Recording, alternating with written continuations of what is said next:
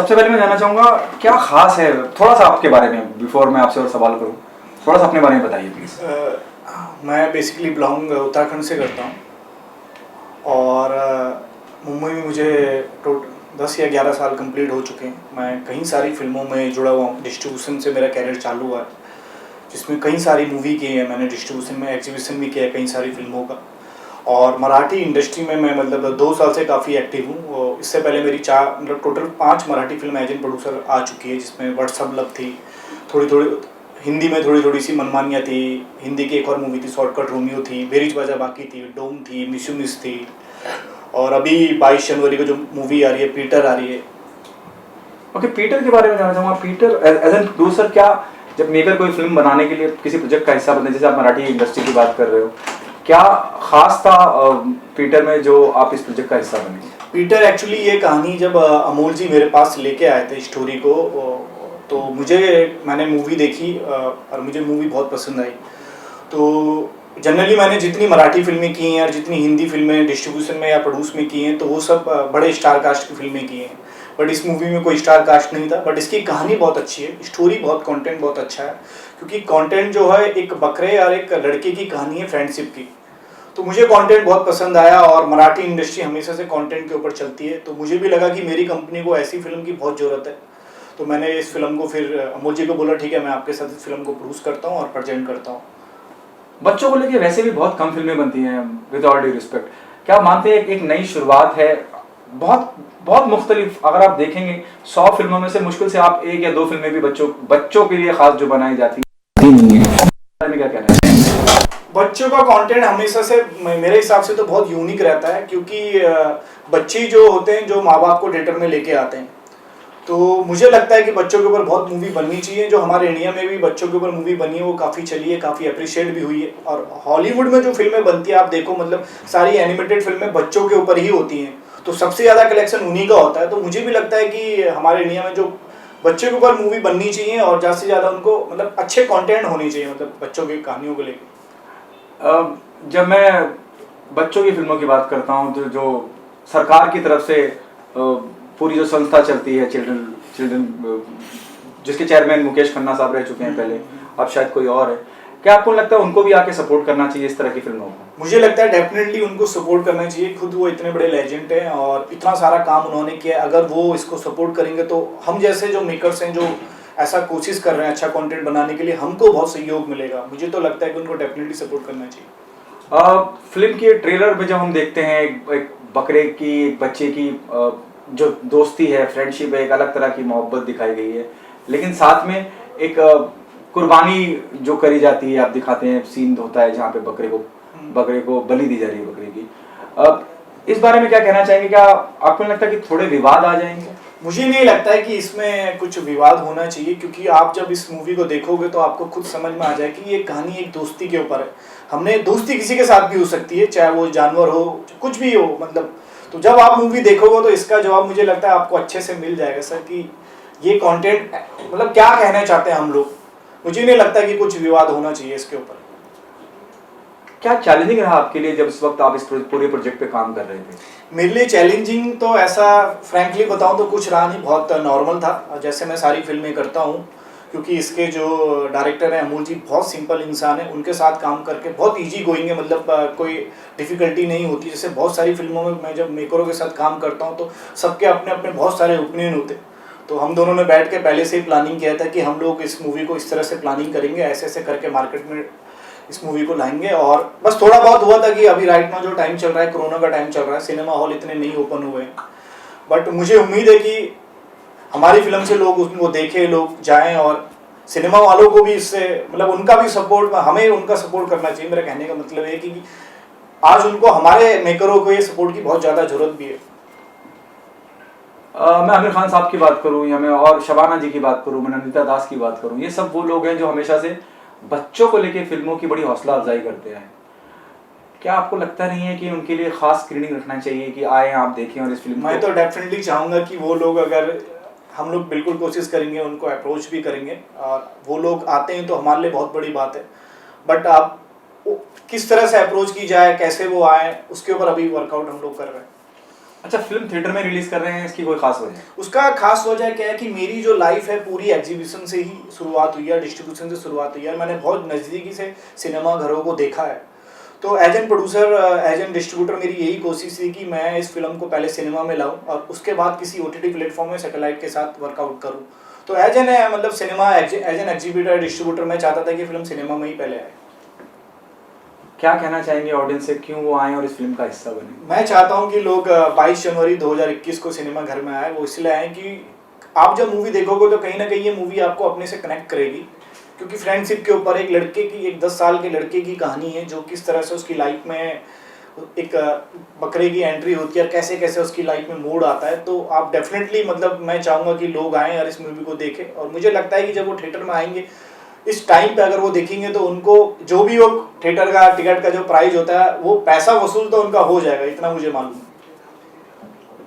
Thank you so much. Thank you sir. ये film एक बच्चे की और एक बकरे के बच्चे की ऐसी कहानी है। ये उनके प्यार की कहानी है।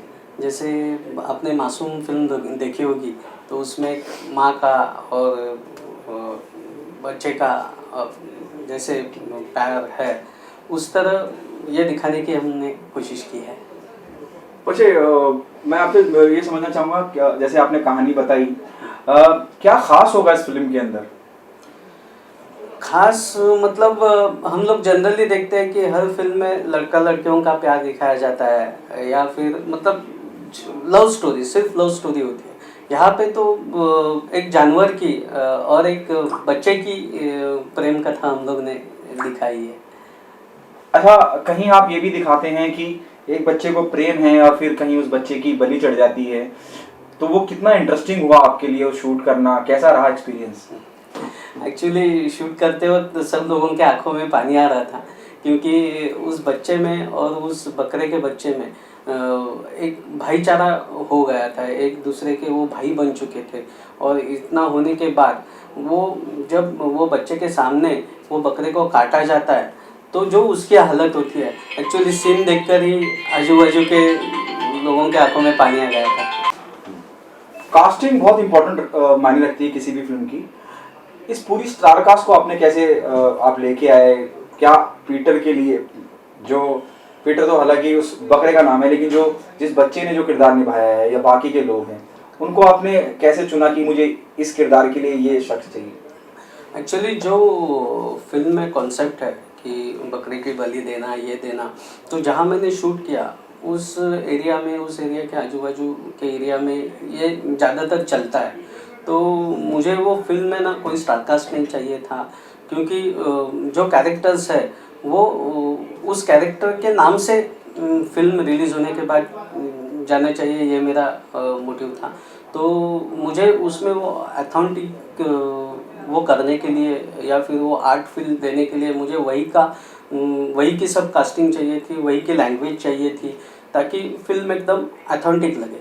तो मैंने वहाँ पे ऑडिशन किए। सब आर्टिस्ट आजू बाजू के 4-5 गांव से आए थे। 100-150 लोगों का ऑडिशन हुआ और उसमें से ये कास्टिंग हुआ। आप कैसा रहा आपका पहला दिन? जब मैं बच्चे की बात करता हूँ, क्योंकि पूरी कहानी बच्चे के इर्द गिर्द घूमती है, चलती है। जब पहला शॉट या पहला सीन पिक्चराइज करा गया, क्या वो कंफर्टेबल थे डायलॉग डिलीवरी करने में? क्योंकि बहुत सेंसिटिव किरदार निभाना था उस बच्चे को। एक्चुअली बच्चे का मैंने ना शूटिंग के एक 4-5 दिन पहले कुछ ट्रेनिंग लिया था कि कैसे तुम्हें कैमरा फेस करना है, कैसे तुम्हें लुक देना है। और दूसरी बात तो मैंने उस बकरे के पिल्ले को उसके साथ शूटिंग के पहले ही 4-5 दिन रखा था, क्योंकि दोनों में एक अटैचमेंट हो जाए, वो एक दूसरे को दोनों की आदत हो जाए। तो फिर ये सब किया। इसके लिए मुझे इतना तकलीफ़ नहीं हुआ। पहले दिन मुझे जैसे चाहिए था वैसे सीन मुझे मिल गया। फिल्म थिएटर में रिलीज हो रही है, ये कितनी अच्छी बात मानते हैं और हमेशा से थिएटर में रिलीज करना चाहते थे फिल्म? थिएटर में रिलीज एक्चुअली हर डायरेक्टर का, प्रोड्यूसर का ये ख्वाब रहता है कि उसकी film all over Maharashtra, Marathi में ऑल ओवर महाराष्ट्र रिलीज़ हो और सब लोग उसको देखें। तो मुझे बहुत ही अच्छा लग रहा है कि फ़िल्म थिएटर में रिलीज़ हो रही है। और उस पर एक ये चीज़ है कि अभी थिएटर खुले हुए हैं, लॉकडाउन की वजह से सब थिएटर्स बंद थे, और ये मराठी पहली फिल्म है जो इस साल थिएटर में रिलीज़ हो रही है। क्या आपको नहीं लगता कि फिल्म इतने सेंसिटिव सब्जेक्ट पे है, एक बच्चे की कहानी है, बच्चे की फिल्म है, फिल्म को पहले फिल्म फेस्टिवल्स पे ले जाना चाहिए था, फिर रिलीज करना चाहिए था? हाँ, एक्चुअली मेरा प्लान यही था कि पहले हम लोग फेस्टिवल करें, लेकिन क्या है सर कि जो लॉकडाउन का पीरियड गया तो उसमें ऑलरेडी फिल्म 8-9 महीने डिले हो गई। तो फिर अभी मैंने ये सोचा है कि रिलीज के साथ साथ हम लोग फेस्टिवल करें, तो अभी साइड बाय साइड मेरे फेस्टिवल में भी एंट्री जा रही है। क्या कहना चाहेंगे ऑडियंस से, क्यों वो आए और फिल्म का हिस्सा बने? एक्चुअली मराठी ऑडियंस मतलब बड़ी स्टारकास्ट या बड़ी मेकिंग कॉस्ट ये नहीं देखते, वो सब्जेक्ट देखते हैं। और मुझे मेरे सब्जेक्ट पे इतना भरोसा है कि एक बार अपने महाराष्ट्रियन ऑडियंस आके सब्जेक्ट देखेंगे और तो मुझे यकीन है कि माउथ पब्लिसिटी से ही और ऑडियंस फिल्म खींच सकती है। और सिर्फ मैं महाराष्ट्रियन ऑडियंस की नहीं बात करूँगा, क्योंकि मैंने ये जो प्रथा है वो हर धर्म में और हर रिलीजन में चलती है। तो इसके लिए मैंने फिल्म के लिए सबटाइटल रखे हुए हैं कि कोई जो नॉन मराठी आदमी है वो भी इसको देखे और वो भी इस फिल्म को चाहे। क्या आपको नहीं लगता सैराट जैसी फिल्म इतनी बड़ी कामयाब हुई, नागेश मंजुलेकर की फिल्म थी, कुकू जो उसमें थी, इन लोगों को आगे इस तरह की फिल्मों को सपोर्ट करना चाहिए? क्योंकि जिस हालत से अभी मतलब फिल्म की उसमें भी सब नई कास्टिंग थी, सिर्फ एक उनका प्लस पॉइंट ये था कि अजय अतुल जी ने उसका संगीत दिया था और जी ने उसको प्रमोट किया था। तो बेसिकली क्या होता है कि मेरा चैनलों से भी ये कहना है कि अभी न्यू स्टारकास्ट है फिल्म में और हम लोग उनको कहने जाएंगे कि आप आपके शो में इसका प्रमोशन करो, तो उनकी तरफ से उतना पॉजिटिवली रिस्पांस नहीं आता है जो आना चाहिए। वो करते हैं कि नहीं हमें भाई ये स्टारकास्ट चाहिए, वो स्टारकास्ट चाहिए तो ही हम प्रमोट करेंगे। तो ये थोड़ा बदलना चाहिए, क्योंकि सैराट एक आपके सामने एग्जांपल है जो पूरी नई स्टारकास्ट थी, लेकिन वो अच्छी तरह से प्रमोट हो गई, इसके लिए वो थिएटर में भी हिट हो गई। Thank you so much sir. Thank you.